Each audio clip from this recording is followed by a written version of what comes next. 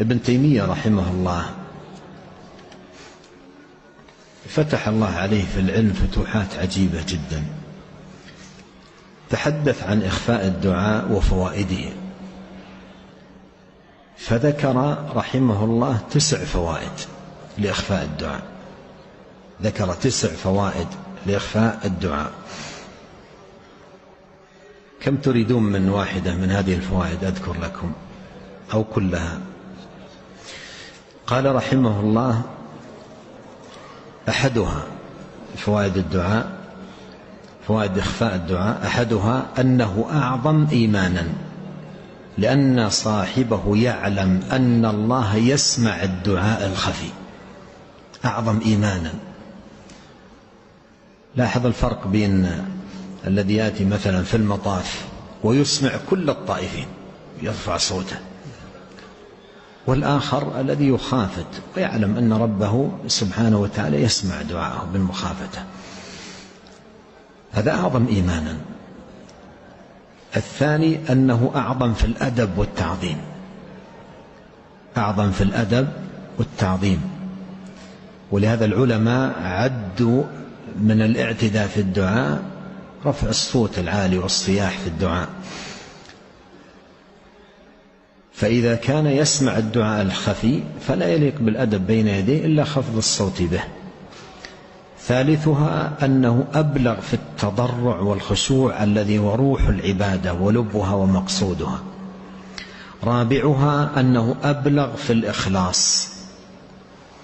خامسها أنه أبلغ في جمعية القلب على الذلة في الدعاء، فإن رفع الصوت يفرقه. سادسها أنه دال على قرب صاحبه للقريب سبحانه، لا مسألة نداء البعيد للبعيد. ولهذا أثنى الله على عبده زكريا بقوله: إذ نادى ربه نداء خفيا فلما استحضر القلب قرب الله عز وجل وأنه أقرب إليه من كل قريب أخفى دعاءه ما أمكنه. سابعها أنه أدعى إلى دوام الطلب والسؤال. أدعى إلى دوام الطلب والسؤال، فإن اللسان لا يمل والجوارح لا تتعب، بخلاف ما إذا رفع صوته فإنه قد يمل اللسان وتضعف قواه.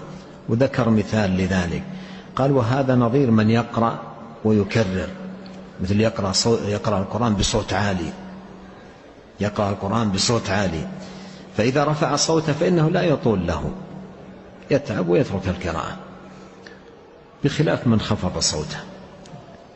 فخفض الصوت من فوائده أن الإنسان ما يمل، لكن لو رفع صوته تعبت حنجرته وتوقف. ثامنها أن إخفاء الدعاء أبعد له من القواطع والمشوشات، فإن الداعي إذا أخفى دعاءه لم يدري به أحد، فلا يحصل على هذا تشويش ولا غيره. تاسعها أن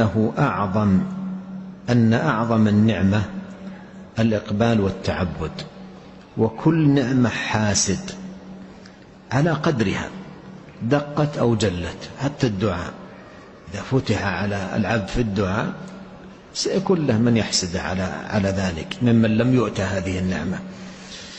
ولا نعمة أعظم من هذه النعمة، نعمة أن الله فتح على عبده بماذا؟ بالدعاء.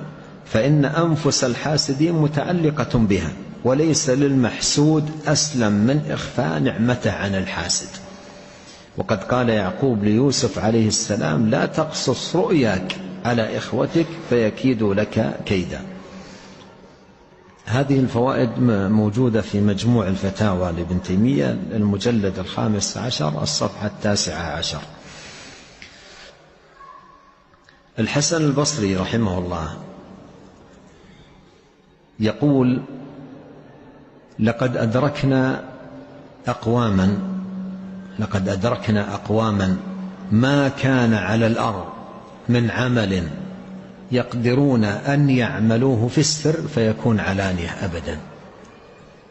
أدركنا أقواما ما كان على الأرض من عمل يقدرون أن يعملوه في السر فيكون علانية أبدا. ولقد كان المسلمون يجتهدون في الدعاء وما يسمع لهم صوت.